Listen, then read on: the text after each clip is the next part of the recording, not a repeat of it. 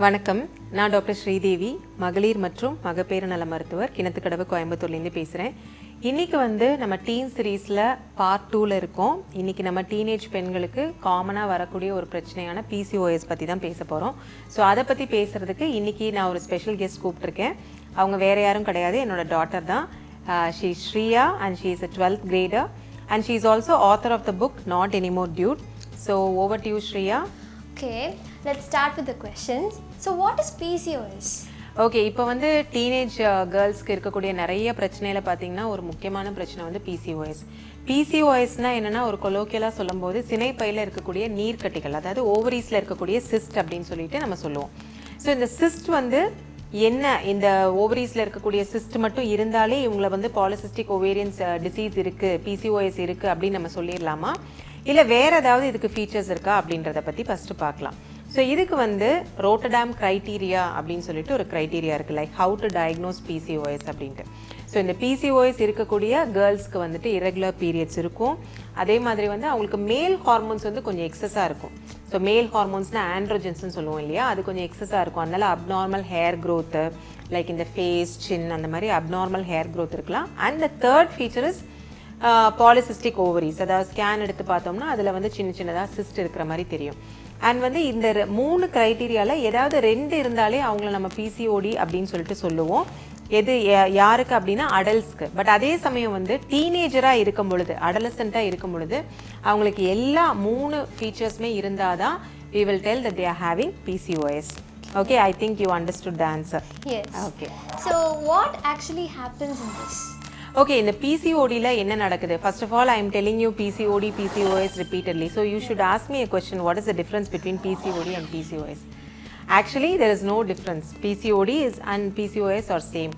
எதுக்காக நம்ம PCOS அப்படின்னு சொல்கிறோம்னா, பாலிசிஸ்டிக் ஓவேரியன் சிண்ட்ரோம். சிண்ட்ரோம்னா it is a group of signs combine together, அதை நம்ம ஒரு சிண்ட்ரோம் அப்படின்னு சொல்லிட்டு சொல்லுவோம். ஏன்னா இந்த பேஷண்ட்டுக்கு I should say actually group of symptoms together is called as a syndrome.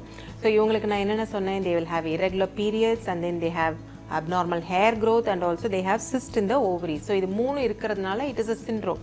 That is why it is called as polycystic ovarian syndrome. Previously it was called as polycystic ovarian disease. So இதில் what happens actually அப்படின்னு பார்த்தீங்கன்னா, there is, நான் ஏற்கனவே சொன்ன மாதிரி மேல் hormones திடீர்னு ரொம்ப எக்ஸசிவாக இவங்களுக்கு சுரக்க ஆரம்பிச்சிடும். ஸோ மேல் ஹார்மோன்ஸ் எக்ஸசிவாக சுரக்கும் பொழுது நார்மலாக நடக்கக்கூடிய ஓவுலேஷன் இவங்களுக்கு நடக்காது. ஸோ நம்ம ப்ரீவியஸ் வீடியோவில் பார்த்துருப்போம் ஓவுலேஷன் எப்படி நடக்குது, how the egg is formed, அதுக்கப்புறம் ஹவு த எக் மெச்சூர்ஸ், அதுக்கப்புறம் how it ovulates, and when it is not fertilized, how it comes out along with the endometrium as bleeding every 28 days. இதை பற்றி நம்ம டீட்டெயிலாக பார்த்துருப்போம். But PCOD இருக்கிற கேர்ள்ஸ்க்கு என்ன ஆகும்னா, this doesn't happen, this process doesn't happen. So அந்த follicles இம்மெச்சூராக அப்படியே இருக்கும், அந்த ஃபாலிகல்ஸ் won't mature, அதனால they don't ovulate. அதனால என்ன ஆகும்னா, பீரியட்ஸ் கரெக்டான டைமுக்கு வராமல் they will have irregular periods. This is because of excess amount of androgen in their body. So androgen அப்படின்னா மேல் hormones which the males have in excess, the females also have கொஞ்சம் கம்மியாக இருக்கும். பட் இவங்களுக்கு அந்த மேல் ஹார்மோன்ஸ் அதிகமாக இருக்கும். அதனால they will have male pattern hair growth, like for example chinல இல்லைனா upper lipல hair growth இருக்கும். And also they have some people will also have hair loss இருக்கலாம். அது மாதிரி செஸ்ட்ல இன்னர் தைஸ்லலாம் ஹேர் இருக்கலாம். ஸோ இந்த மாதிரி சில ஃபீச்சர்ஸ் இருக்கும். அண்ட் ஆல்சோ ஸ்கேன் ஃபீச்சர்ஸ் இருக்கும். ரெண்டாவது இவங்களுக்கு இன்சுலின் ரெசிஸ்டன்ஸ் அப்படின்ற கண்டிஷன் இருக்கும். ஸோ இன்சுலின் ரெசிஸ்டன்ஸ் இருக்கிறதுனால they are more prone for diabetes later on in their life. And insulin resistance இருக்கிறனால இவங்களுக்கு சில பிக்மெண்டேஷன்ஸ் இருக்கும், ஸ்கின் டேக்ஸ் இருக்கும். அப்புறம் நெக்கில் பார்த்தீங்கன்னா ஒரு அக்காந்தோசிஸ் நைக்ரிகன்ஸ் அப்படின்னு சொல்லுவோம், அதாவது ஒரு ஸ்கின் ரொம்ப வெல்வெட்டியாக இருக்கிற மாதிரி இருக்கும். அண்ட் இதெல்லாம் தான் it happens. Basically it is a hormonal imbalance which happens during the adolescent period which causes PCOS. Okay. Are there any risk factors? Risk factors கண்டிப்பாக இருக்குது. ஆக்சுவலாக நம்ம என்ன சொல்லுவோம்னா, PCOS is caused by multifactorial. Actually இதில் ஜெனட்டிக்கும் இருக்குது, அது மாதிரி லைஃப் ஸ்டைல் ஃபேக்டர்ஸும் இருக்குது. இப்போ ஜெனட்டிக்னு பார்த்தோம்னா their mother might be having PCOS or their siblings might be having PCOS. So jeans மூலமாகவும் இது வரலாம். பட் பேசிக்லி பார்த்தோம்னா நிறைய பெண்களுக்கு லைஃப் ஸ்டைல்னால வருது. லைக் ஃபார் எக்ஸாம்பிள் நிறைய ஜங்க் ஃபுட் சாப்பிட்றது, ரொம்ப நேரம் கண் முழிச்சிட்டே இருக்கிறது, நைட் லேட்டாக தூங்குறது, and then not exercising at all. So all these things can cause PCOS. And also one more thing which I forgot to mention is male hormone எக்ஸஸ்னால வந்துட்டு உங்களுக்கு ஹேர் க்ரோத் மட்டும் இல்லாமல் ஆக்னி வரும், நிறைய பிம்பிள்ஸ் எல்லாமே வரும். ஸோ யூஸ்வலாகவே பியூபர்ட்டியில் கொஞ்சம் பிம்பிள்ஸ் எல்லாம் வரும். பட் இது வந்து இந்த அடலசன்ட் பீரியடையும் தாண்டி சில பேருக்கு ஆக்னி பிம்பிள்ஸ் வந்து பர்சிஸ்ட் ஆகிட்டே இருக்கும். பிகாஸ் அந்த ஹார்மோன்ஸ் வந்து நார்மலுக்கு வராது. So they will have this problem in PCOS. What are the symptoms? So symptoms, as I already told you, they'll have irregular periods. Then there'll be sudden weight gain, especially பார்த்தீங்கன்னா அந்த hip ஏரியாவில் வந்து கொஞ்சம் waste hip ratio வந்து அப்நார்மலாக இருக்கும். அவங்க வந்து ரொம்ப வெயிட் போட ஆரம்பிச்சிருவாங்க. அண்ட் ஆல்ரெடி சொன்ன மாதிரி பீரியட்ஸ் இரெகுலராக இருக்கிறது. And most of these girls also they have depression. அது வந்து ரொம்ப ஓவர்லுக்ட் ஒரு feature. So these are the symptoms. So when they have irregular periods, normally பார்த்தீங்கன்னா when a girl attains puberty, for 1 or 2 years வந்து they might be having some irregular periods because the HPO axis னு சொல்லுவோம், hypothalamo pituitary ovarian axis, அது immature இருக்கனால the periods might be little bit irregular. But even after 2 years they will have periods only once every 3 months, or they have periods which last for more than 15 days, or they don't get periods at all, or they get very scanty periods. All these are features of PCOS. And as I already told you, they might also have this pigmentation and all. So if they have any of these features, they have to meet a gynecologist. And is just a scan enough to diagnose this? No. See, nowadays வந்து already PCOS is very common. இப்போ என்னோட ஓபிக்கு பார்த்தேன்னா out of 5 girls who come to my OPD of your age, at least one will be having PCOS. So it is that common. அதுலேயும் வந்து நிறைய பேர் scan பிக்சரோட வருவாங்க, the scan diagnosis of PCOS. See, that is not right, because just வெறும் ஒரு scan மட்டும் வச்சுட்டு you have PCOS னு we can never say. As I already told you, அவங்களுக்கு irregular periodsம் இருக்கணும், abnormal hair growth மாதிரி மேல் ஹார்மோன் எக்ஸஸும் இருக்கணும், and also a scan report which shows multifollicular ovaries. Because ஜென்ரலாகவே வந்து adolescent girlsக்கு வந்து they have multiple follicles in the ovaries. So அதனால் வந்து ஜஸ்ட் ஒரு ஸ்கேன் பிக்சரை வச்சுட்டு யூ ஹேவ் PCOSனு சொல்லி PCOSை ஓவர் டயக்னோஸ் பண்ணக்கூடாது. It is a condition which is over diagnosed. So that should not be done. And I have another doubt.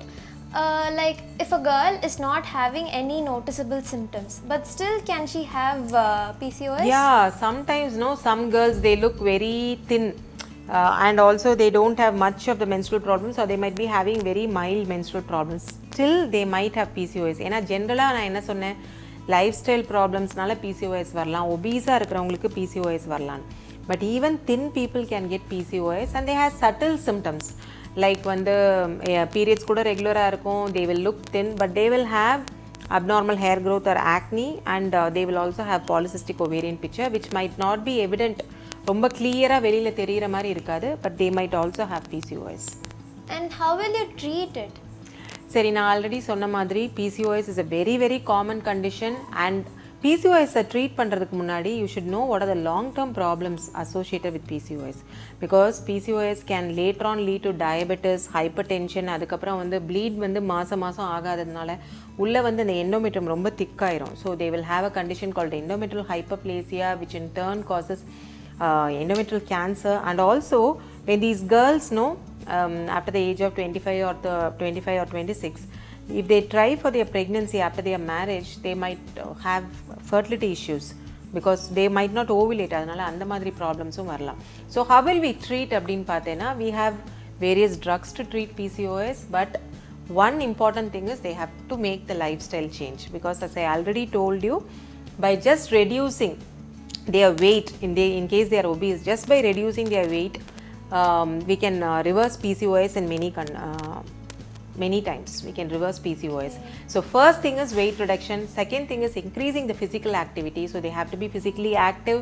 நல்லா ஏதாவது ஸ்போர்ட்டில் வந்துட்டு அவங்க வந்து they can involve themselves in some sport, and also they have to take a proper diet, which is very important. Balanced diet எடுக்கணும், junk எடுக்கக்கூடாது, and sleep வந்து கரெக்டாக இருக்கணும். ஏன்னா ஸ்லீப் சைக்கிள் கரெக்டாக இருந்தால் தான் the melatonin secretion will be there, and this melatonin is important for regulating the ovulation. அதனால வந்து ரொம்ப நேரம் நைட்டு முழிக்கிறவங்க இல்லைனா வந்து நைட் ஷிஃப்ட்ஸில் ஒர்க் பண்ணுறவங்களுக்கு கூட இந்த PCOS ரொம்ப காமனாக இருக்கும். ஸோ அந்த மாதிரி சில life style changes they have to do.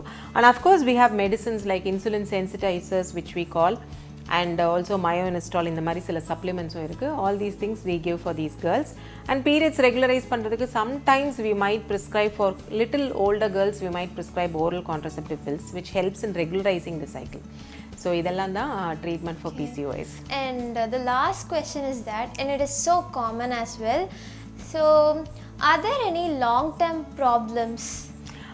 Yeah, as I already told you, PCOS கவனிக்காம விடும் பொழுது, because PCOSல insulin resistance தான் இருக்கு, diabetesல insulin resistance தான் இருக்கு.